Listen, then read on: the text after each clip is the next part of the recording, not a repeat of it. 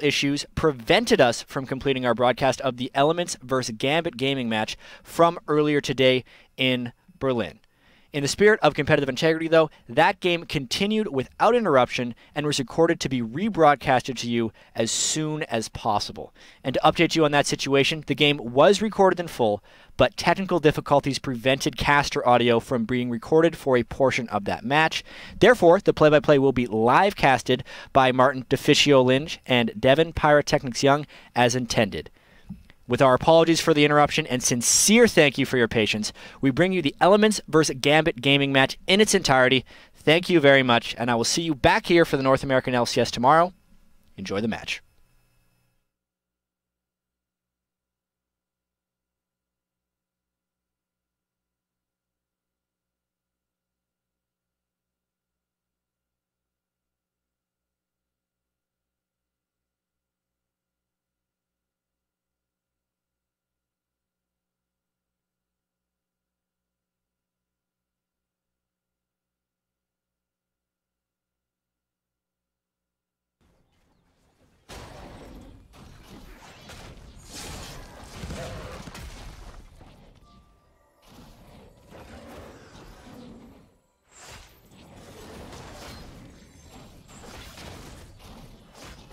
Thank you for that one, Jat. Now right back into it.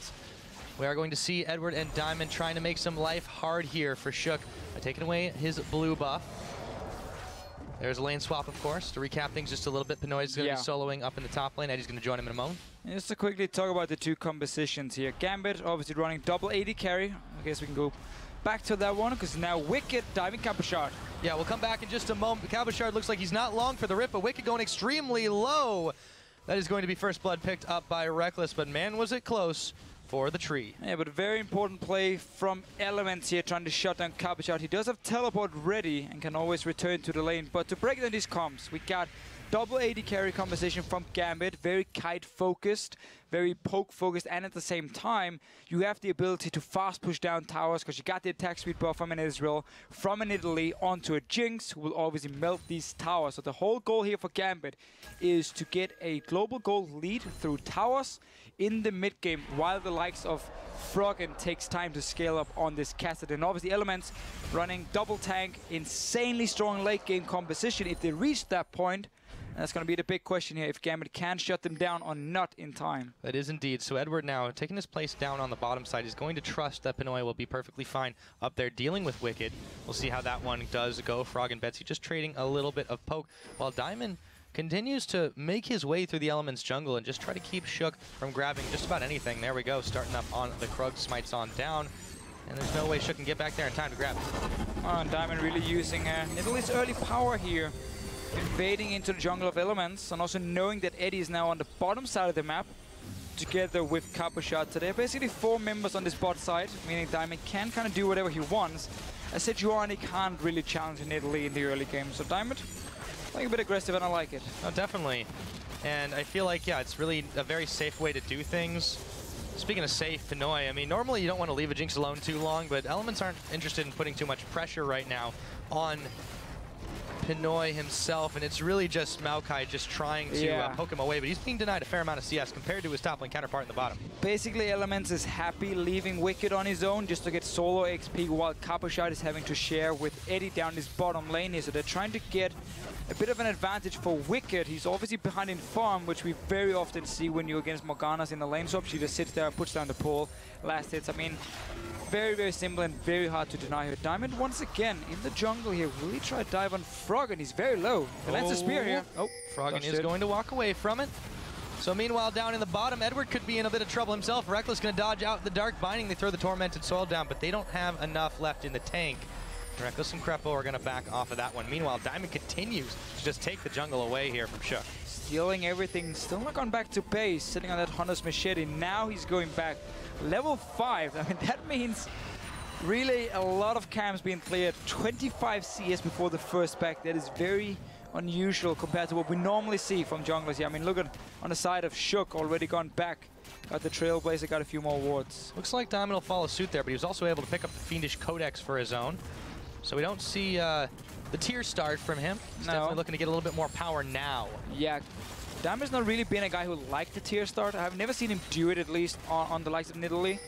Always aiming more towards instant power in the early game, and with the way he's been playing so far, invading into the jungle here, trying to take advantage of Shook being on this Sejuani, has paid off for him. Betsy and Froggen fairly even in this mid lane. A lot of minions to be picked up here for Betsy though, so slight CS advantage, and already has that early tier stacking up for him. And he's been able to take away quite a lot. You see him in the top, he's getting pinged out right now, so Wicked's going to know this is going to be happening if it does happen at all. And, you know, if there's any doubt, there's a little sprite able to reveal his presence. What is that? Diamond. I call it a sprite. Ghost thing? It's a wisp, maybe? A wisp. Yeah. Willow the Wisp. The worst card in just a wisp. Hearthstone history. Yes. Well, Diamond, yeah, around this top lane here. It's a bit of a sidetrack. Yeah, we're getting back to the He's game. spotting Shook with that ward here. He can go for him, but he needs to be careful because Wicked is nearby. Yeah, oh, he's actually going to leap on in, but Wicked's right there, leaps on out after the fact. Gromp is actually helping out. You know, Diamond's on his own here. Yeah, Pinoy's not going to be able to help him at all, but Wicked, I mean, you got to wonder, though, because there's just a fair amount of damage coming out of Diamond right now, and he's just continually trying to harass and bully elements. Really shows how strong and confident Diamond is at this point. I mean, when your AD carry recalls right next to you and you still go for that little trade, trying to force a flash from elements, you know you're feeling good. Again, with the early codex, straight from Magus Enchant from Diamond. No tier, no fancy slacking around. Nope. Straight to action for him. Straight to action indeed. Now the mid lane, slight level advantage for Betsy over Froggen. Has been keeping up and up on the CS number, stacking that tier up as he goes. Continue to trade out a little bit of damage. I wonder how this one will turn out, just considering Froggen. I mean, this is very much a survive kind of lane. Yeah. The junglers haven't been putting a lot of pressure on it specifically. Question is, where does Gambit go from here? Rekkles and Krepo, they're perfectly content to keep this one going. The longer the game goes, the better for them. Problem is just that Cabochard has really been able to farm a lot here. Again, denying Morgana is extremely difficult, and as you said, yeah, elements want to go to the late game with that composition. The Kassadin, while he did get a few buffs here in 5.5, the ulti especially has been buffed quite a lot, all the way down to 2 seconds cooldown now at level 16. He still needs to get to that point. He's lost some damage on his Q, obviously still shorter range on the ulti compared to what we used to, so it is pretty difficult playing the laning phase as a Kassadin at this point, and it's all about surviving, all about picking up as much farm as possible. And you can see how Diamond and Betsy are now taking full advantage of a very passive mid lane from Elements. The Kassadin Sejuani combo is not going to make a whole lot of work early on, so they can take the buffs here. We've seen Diamond again and again invade into the jungle as well. Yeah, and he gets the Magus Enchant too, so he has that extra bit of damage. Now he actually might really quickly find out Shook, or is it Shook that finds him as he was in the middle of taking the Direwolf camp? Rekkles going to get caught up on the Darkbind. Here comes the hook in. Eddie, do they want to take this? So that's the question. Maybe not. He's taking quite a lot of damage. Only level 4 on the Thresh. As we mentioned in the Champ Select too, there was the not a whole lot of tankiness on the side of Gambit. They're going to be very careful with this composition. Oh, that's very, very true. It's a kite composition. You never really want to be caught in a straight-up team fight, because that's where the 2 big tanks from Elements and all the CC they provide is going to make life very difficult for you. Instead, it's about kiting, landing the poke, and of course pushing down towers whenever you get a chance. Jinx has that unique ability just to get a few hits off, and you always chunk it down. Oh yeah. Especially when you buffer with the likes of a Nidalee heal. More attack speed. So, Elements trying to stop this dragon here. Diamond starting it kind of on his own. It's a 4 versus 4 on the bottom side, and Wicked has a teleport, so that dragon is not going to go down without a fight. Yeah, I think Gambit realized that, and so Diamond backing away a little bit. However, Shook was chasing him through his own jungle, just trying to grab a little bit back more for himself. Diamond, however, does secure that blue buff, and he's right back in the action. Very quick through the brush that he's able to prowl. Shook avoids taking the spear, and now it is Elements eyeballing this dragon. Oh, maybe not. Shook's going to back out. But Diamond can do whatever he wants to around this mid lane. Froggen even went back, only bought a blasting one, so not even getting that catalyst yet. He's so weak, and now he's just recalled behind the tower. Diamond and Betsy here get quite some damage on this mid tower. Only Shook there to defend. Oh yeah? They are indeed getting quite a lot of damage out on it, and Shook just really can't move on in. It's just trying to clear the wave, but he's taking a little bit of damage for his own trouble. This could actually go down. Not quite yet, though. The rest of the cavalry was due to arrive, and I think they take the smart path out. Meanwhile, down the bottom, Cabochard, Eddie still giving Rekkles a little bit of a hard time on his own now. And this back here from Froggen was simply forced onto him because he only had that blasting one from the first back timer. So clearly he's been forced back before he hit that 1200 gold mark. and therefore had to go back a second time, and Gambit took full advantage of it. Poking down these towers is going to be super important when you consider the fact there's a low amount of wave clear from Elements. And if the first tower falls, then it's very easy for Gambit to rotate to the next lane and do exactly the same. Just fast push him down, punish Elements for lacking wave clear. Yeah, they never even have to try and fight him. It's just a very objective, focused gameplay. No, there's no reason to. I mean, this is the kind of thing that Gambit can do unpredictable moves, but here we go. Elements now are pushing on the Dragon itself. Here comes the true shot barrage from Betsy. That's going to come way too early, unfortunately. So they will reveal that's happening, but there's a little they can do to stop it, short of maybe a Jinx rocket coming in. No, it's intercepted by Krepo. And Dragon #1 goes over to Elements. Alright, so again, they take advantage of the fact they have Wicked with TP in the top lane, and as you could see, Pinoy was back in base. So there was finally a time for Wicked to push out the wave, not risk his own tower dying if he teleported down towards the Dragon. It's a nice little setup from Elements, and I still find it super funny to watch Kassadin walk around after the change here. Dude, he's got some new spring in his step, that's for sure. I'm not sure what's going on. I guess he needed it because, you know, his rift walking was a little bit rough for a while. That's true. How do you walk like that with your arms, though? All the way out to the side. I have absolutely no idea. Anyway, Ezreal. It looks pretty cool. Yeah. Betsy, he's got a little bit of swag in his step as well, even though he hasn't been able to pick up anything on the scoreline. He's been perfectly fine at just poking down towers, taking objectives. Pinoy, meanwhile, has been doing the same to Wickd, who is having some trouble dealing with the Luke's cannon up in the top. Yeah. Can't do a whole lot. Gonna join soon, too. Can't really do a whole lot on a Maokai into a Jinx here. Just a bit of a farm lane. Oh, Betsy. Wow, that was a miss. That was indeed, but he arcane shifts away, so no harm, no foul. Here comes Shook, gonna find a pink ward in the brush, so his gank plans will be foiled for the time being.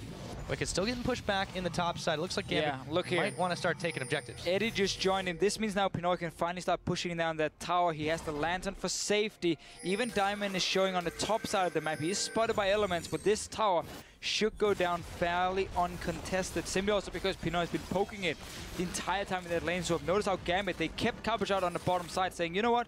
We're just going to have you farm here. We're going to take that one-on-one with Pinoy versus Maokai because we know he can get some damage on the tower. First auto turret is gone. Mid lane is fairly low. Bottom lane is, of course, on full HP, so that's going to be the last one then for Gambit to aim for. Yep, they are going to be able to push in this middle one, too. Elements just a little bit too slow to react. Down it goes. So just like clockwork, 2 towers taken out, but there's going to be an answer in the bottom. Rekkles is able to pick one up for himself. Cabochard was pushed back by himself. Wicked now could be in some trouble. Flame choppers are down. He dodges them.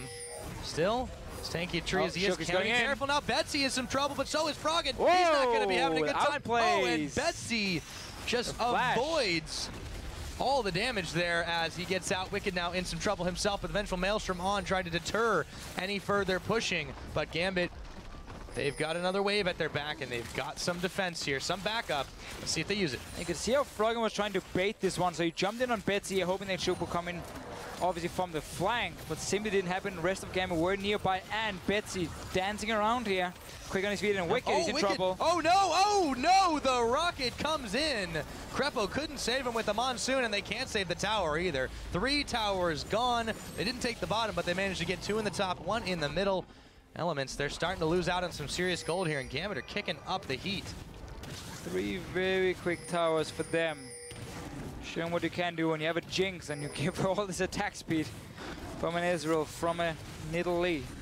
You destroy the towers super easily. Yeah, Gambit have been able to group up for these objectives quite quickly, and the problem for Elements here is they're starting to run out of towers. Maybe not on the bottom side, but if they keep moving around like that, Gambit are in a good position to grab a serious gold lead in this game. Not a whole lot Elements can do to stop them right now, at least from pushing in. You have the Lucian now swap to the top side. We see even the early attack speed boots being built for Rekkles. So really aiming to just fast push down these lanes. See if he can respond with the tower himself. It's only Krepo and him on the top side. Meanwhile, Gambit, you see if Pinoy is putting the focus on the bottom lane too. Pushing 2 different lanes at once at least here. Gambit and Elements. Yes, indeed. Now, Rekkles is going to try to push up on the top. And meanwhile, Pinoy's going on the bottom. Looks like we might be in for a tower trade, but Pinoy should be the one to get this a little bit quicker. Maybe at about the same time, as he had a little bit of help from Krepo in the top. Rekkles did, that is. Yeah, basically just trading. kind of the only thing Elements can do. You can't really sit back and try and wave play. You only got the ulti from Rekkles to kind of hold off these waves here. Kassadin doesn't offer a whole lot. Maokai obviously, yeah, he's going to throw a sapling and then what? So trying to trade a tower here is not bad from Elements. The problem is they're already given up 4 towers now, falling quite far behind in gold. And Gambit doesn't really have any reason to stop. There's nobody's tanky enough yet from Elements to engage. You can see a large amount of backs here from Elements too. So looks like it will be Diamond and Edward moving back into the jungle. Diamond has just been so tenaciously moving through this jungle and trying to deny Shook and just trying to make sure they have the vision. Look at those wards on the bottom side. They've just got it lit up like a Christmas tree. And they're hoping for a present in the form of a playoff ticket after this one. Gambit's making it very clear where they want to put their focus. Right now it's going to be the bottom side of the map. 80 and Diamond might try and go for Wicked. They're pinging on him at least. Pinoy's here as well, but they got to lock him down. Oh, they're going to look for it, but that was a quick flash. Wicked knows what he's doing, gets out of town. He did have to burn the Summoner, and he popped the Righteous Glory as well in the same moment. So we've got now Gambit 3-man strong in the bottom. You've got a couple more hanging around the side. Elements still trying to defend here. But they are going to be tracked, the movement of them all around. 30 seconds on the next Drake as well. Gambit really showing how to push your lead here. You already got the first few towers. You have completely taken over the enemy jungle, so you can keep fast pushing here. Pinoy is already sitting with Diamond, getting quite a few hits on it. And as you said before, Dragon spawning in about 15 seconds time. Elements shouldn't get anywhere near that Dragon with all these wards from Gambit and the control they do have in these lanes. As long as they keep pushing the mid lane as well, they will slowly but surely take down the towers. Now they're back towards the Dragon. Froggen and Elements are nearby. Do they want to contest this, though? That's not a question. really in a good position to do anything, though. So quickly, and the sapling toss-in is just going to be a little bit too late. Would have been a long shot either way. But now Gambit grabbed themselves their first Dragon. 18 minutes into the game is 2-1. The scoring kills been a little bit low on those, but Gambit, they're playing the objective game. And Elements, all they're trying to do here is force Gambit away from their tower. So by moving them into the mid lane here, you buy a little bit of time at least to reset the side waves, or you would think so, because now Pinoy has shown himself in the bottom lane. Back to pushing in. You still got some of those wards in the jungle.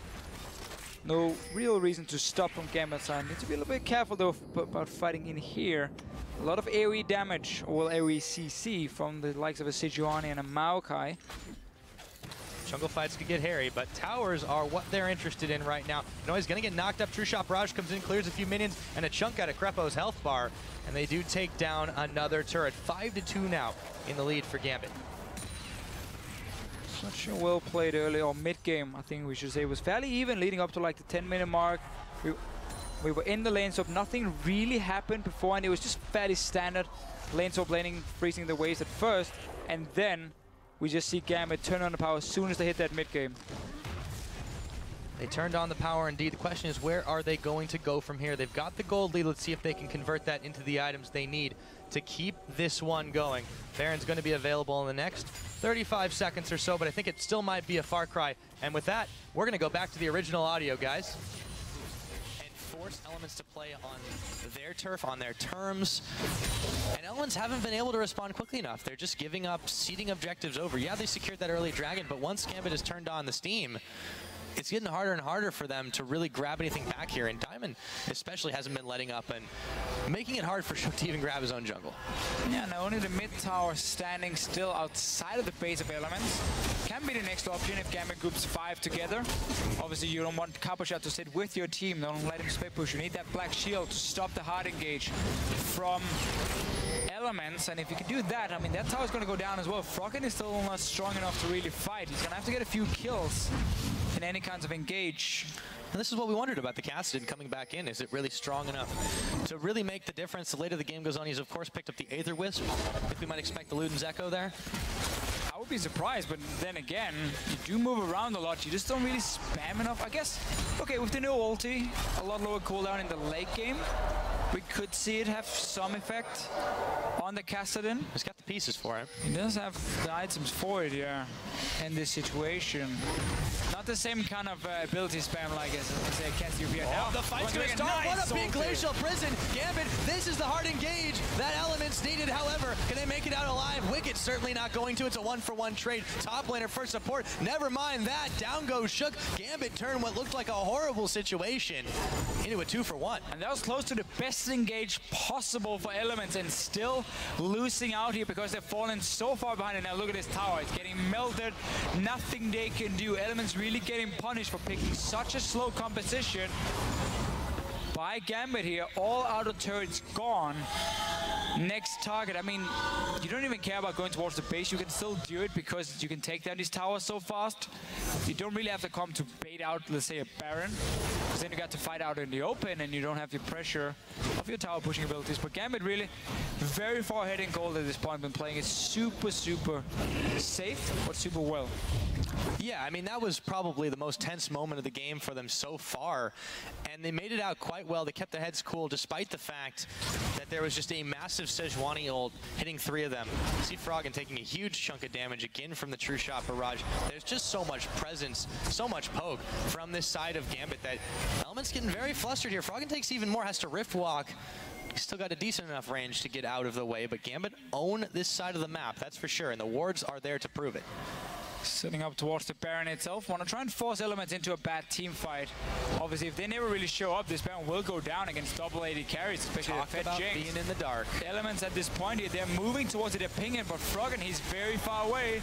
Yeah, this could take some serious time, and I don't think they've got it. No, this Baron is going oh so low, it gets smited away by Diamondprox. And now Gambit cleanly able to take that one. It's going to be revealed in just a moment, but it does not even matter.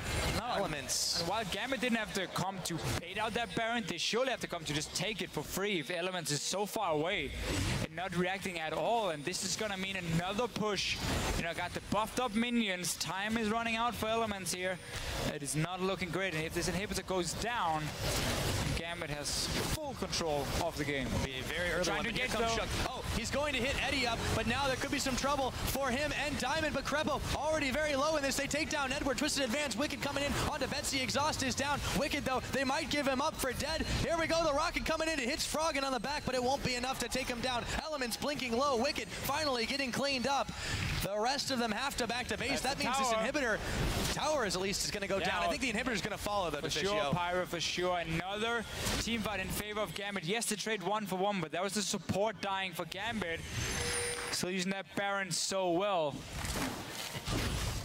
Showing a new way of really closing out games. It's been a problem for Gambit in the past, knowing how really to push that advantage, but clearly they know exactly how to play this comp here and how to punish Elements. Well, they had a very specific plan in mind, and they certainly have executed it so far. Turn up the steam, never let go, and snowball your way ahead. 5 seconds on the next Drake. They've got the vision control on that side. Meanwhile, Elements trying to make something happen in the middle, but Krepo might have checked a little too far forward. His shield will keep too much damage away from him, but still, there's the fight going to start. Betsy has to arcane shift over. Diamond going to hop, and now Elements suddenly have control of this side. True Shot Barrage, however, is going to make Rekkles think twice about trying to finish this off, or is it? They get the mid tower. However, they already have lost an inhibitor in there, so that's a bit of a consolation prize. Getting the taste of what a Kassadin can still do if he gets onto these AD carries. This dragon should be free for Elements. Securing that one. So open inhibitor in the mid lane. Bottom lane and top lane, the next 2 goals for Gambit, but they still gotta respect that possible engage. It's not over yet, despite Gambit being so far ahead and playing the game so well. And again, Elements, they're always playing for the late game. They definitely want this one. They may be down a serious amount of gold and a few towers, not to mention an inhibitor, but they do have a dragon advantage right now, so there are some silver linings to this game, and the longer it goes, should be in Elements' favor. Oh yeah, but will we ever get to that point? That is the question. Gets down another inhibitor. I think it's fairly safe to say they're gonna win the game. And they still have this Jinx who can just melt your towers. Elements are going to be forced into another engage. Cabochard down to about 50% mana, so he won't really be able to have a prolonged team fight. That could be an opening for Elements. Yeah. The question is, can they win these fights? I mean, there is so much of an item advantage, or at least a gold advantage. Hopefully that translates on the side of Gambit. Now they're starting to push down in here on the top side inhibitor turret. The shield's already been burned through. Here comes the Howling Gale. Is that going to be enough to move him away? The hook, long range onto Froggen as he is able to rift step his way out of relative danger, but they're right back at it again. I mean, with this double AD carry comp, there's so much damage. The Tormented Soil as well. They're a minion clearing machine on the side of Gambit. And you got the Black Shield to allow Jinx a few hits. What Elements can try to do if there's a Black Shield on Pinoy, he feels safe. Kassadin jumps in and breaks it, and then you have the engage from the Maokai. Otherwise, this tower is gonna go down. Wickd has been hooked in. Yep, there's the calling out there, but is it gonna be too late for Wickd? He twisted, advances on in, but Betsy is gonna be the one that takes him out. Cabochard, a huge chunk taken out, a double kill out, goes over to Betsy as Diamond hops and skips and hops back out as he picks up Krepo. 3 kills just like that, and they're on to the inhibitor turret. Inhibitor turret's already gone. Inhibitor number 2 is soon to follow, and Gambit's not backing out. No, they're not. They have no reason to. They want to try and finish the game right here, right now. It looks like it. Well, we've had some early games this week so far, Deficio, but this one is going to be pretty close to that 26-minute we had yesterday if it finishes up right here, right now, and it looks like that's going to be it. Gambit Gaming have taken down Elements, and they punched their tickets to the spring playoffs. And now we can hand it over.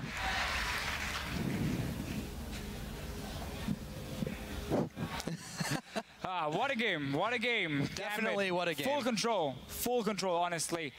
Passive lanes, or at least passive mid laner and top laner in this case here from Elements. Really that Kassadin pick got punished in there by Betsy, or well, by Gambit coming and taking the tower. Obviously the top lane, we saw the lane swap, it kept going simply by being AD carry against the Maokai. It looked good for Elements in the start, but then suddenly Gambit just turned around and said, you know what, now it's time to take down these towers here.